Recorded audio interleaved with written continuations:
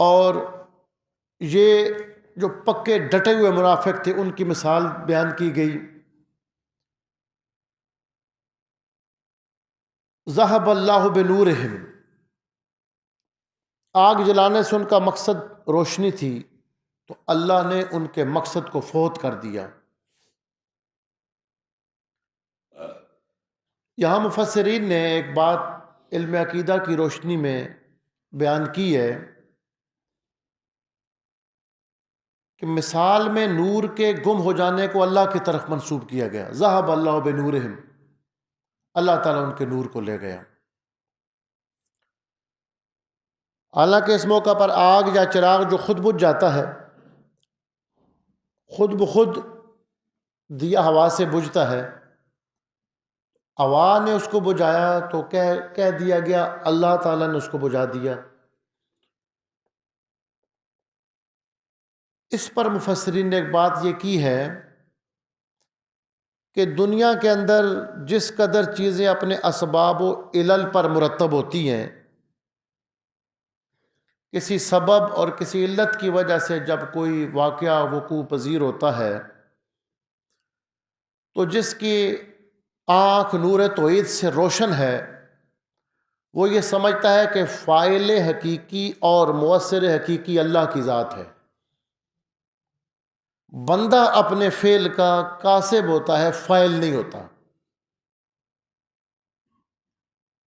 فعل اللہ تعالیٰ پیدا کرتا ہے، تاثیر اللہ پیدا کرتا ہے۔ آگ جب جلتی ہے تو اس کے پاس آنے والی چیز کو وہ جلا دیتی ہے۔ آگ کے پاس آپ کپڑے کو رکھیں، کپڑا جل جائے گا، کاغذ رکھیں، کاغذ جل جائے گا۔ اب یہ آگ جو جلاتی ہے، یہ جلانا اللہ کا فعل ہے۔ اللہ تعالیٰ اس آگ کے اندر یہ تاثیر پیدا کرتا ہے مؤثر حقیقی کہ وہ جلائے، اور اگر اللہ تعالیٰ نہ چاہے تو آگ کے اندر سے اس تاثیر کو نکالے۔ قرآن حکیم میں جس طرح موسیٰ علیہ السلام کی قوم کے کچھ لوگوں کا ذکر ہوا کہ جب موسیٰ علیہ السلام کے ساتھ کھڑے ہو کر انہوں نے اللہ تعالیٰ کو دیکھنا چاہا اور درخواست پیش کی، ضد کی، تو موسیٰ علیہ السلام نے اللہ سے دعا کی تو اللہ تعالیٰ نے طور کے پہاڑ پر تجلی ڈالی، پہاڑ ریزہ ریزہ ہو گیا، اس کا سبزہ جل گیا، اس کے درخت جل گئے، بندے سارے کے سارے جل گئے، موسیٰ علیہ السلام اسی مقام پر سلامت کھڑے رہے۔ اب آگ کا کام جلانا ہے، اس نے سب کو جلانا تھا، لکڑیوں کو جلا دیا، سبزے کو جلا دیا،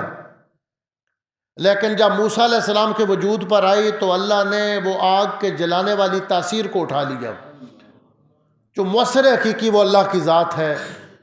مؤثر صرف وہ ہے اور فاعل حقیقی وہ ہے۔ اس لیے اہل اللہ ہر چیز کے اندر اللہ کے فعل کو جاری دیکھتے ہیں۔ اس مقام پر یہاں صاحب تفسیر حقانی نے ایک دوسری مثال دی ہے ذهب اللہ بنور کے ساتھ، اور وہاں حضرت حافظ شیراز رحمہ اللہ کا ایک کلام لکھا ہے کہ آپ فرمایا کرتے تھے گر گزندت رسد ز خلق مرنج کہ نہ راحت رسد ز خلق نہ رنج، کہ اللہ تعالیٰ کے یہ بندے جن کے دل پر توحید اتنی روشن ہوتی ہے کہ وہ ہر شے کے اندر اس فاعل حقیقی کے فعل کو دیکھتے ہیں، وہ کہتے ہیں گر گزندت رسد ز خلق مرنج، اگر کوئی مخلوق میں سے کوئی تجھے کوئی تکلیف پہنچائے تو پریشان نہ ہو، کہ نہ راحت رسد نہ خلق نہ رنج، کہ مخلوق نہ کسی کو سکون پہنچا سکتی ہے اور نہ کسی کو تکلیف پہنچا سکتی۔ یہ وہ بندے ہیں جو جن کی توحید اتنی پختہ ہوتی ہے، وہ ہر شے کے اندر اس فاعل حقیقی کو دیکھتے ہیں۔ از خدا داں خلاف دشمن و دوست کہ دل ہر دو در تصرف اوست، فرمایا کہ اگر کوئی تیرا دوست ہے اور تیرے ساتھ دوستی کرتا ہے اور دشمن تجھے کوئی تکلیف دیتا ہے، تو نہ دوست کی طرف سے دوستی کو سمجھ نہ دشمن کی طرف سے تکلیف کو سمجھ، اس لیے کہ دشمن و دوست دونوں کے دل اس اللہ کے قبضے کے اندر،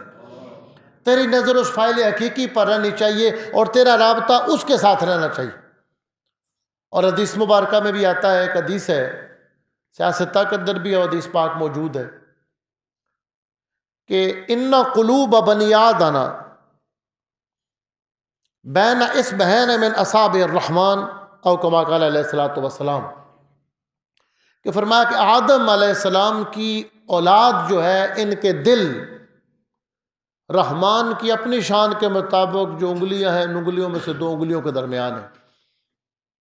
کہ اللہ تعالیٰ کے قبضے میں ہے بندوں کے دل۔ اور نبی کریم علیہ الصلوۃ والسلام دعا فرماتے تھے، ام سلمہ سلام اللہ علیہ زوجہ مطہرہ سرکار کی فرماتی ہیں کہ میں نے عرض کی یا رسول اللہ صلی اللہ علیہ وسلم، میں اکثر آپ کی زبان سے یہ دعا سنتی ہوں، اللہم مصرف القلوب صرف قلوبنا علی طاعتک۔ سیاستہ میں یہ حدیث ہے، اے دلوں کو پھیرنے والے، میرے دل کو اپنی بندگی اپنی اطاعت پر سلامت رکھنا۔ اللہم یا مثبت القلوب ثبت قلوبنا علی دینک، اے دلوں کو ثابت رکھنے والے ہمارے دلوں کو اپنے دین پر جمائے رکھنا۔ ام المومنین کہتی ہیں یا رسول اللہ صلی اللہ علیہ وسلم آپ یہ دعا کیوں کرتے ہیں؟ تو فرمایا اولاد آدم کے دل اللہ کے کنٹرول میں ہیں، وہ جدھر چاہتا ہے جس کے دل کو پھیر دیتا ہے۔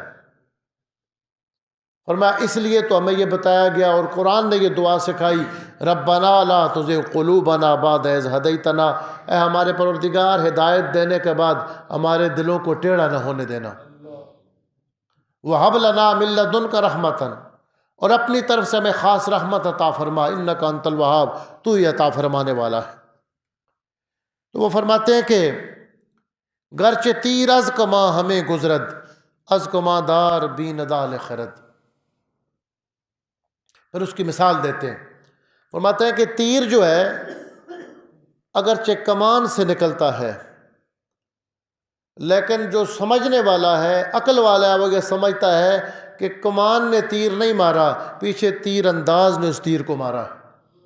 جو پیچھے سے اس تیر کو چلا رہا ہے۔ اس لیے اہل اللہ جو ہیں ان کے دل اس مقام پر پہنچ جاتے ہیں، وہ کسی مخلوق کے شر سے اور کسی مخلوق کے نفع پر ان کی نظر نہیں ہوتی، وہ نفع نقصان سب کچھ اللہ کی ذات کی طرف سے سمجھتے۔ یہ وہ جو پختہ توحید ہے حضور نبی کریم علیہ الصلوۃ والسلام نے اپنی امت کے اور صحابہ اکرام کے دل میں ڈالی کہ اس خالق پہ نظر رہے، اسباب سے نظر ہٹ جائے۔ اس کی مثال مسلم شریف کی مشہور حدیث تعبیر نخل ہے،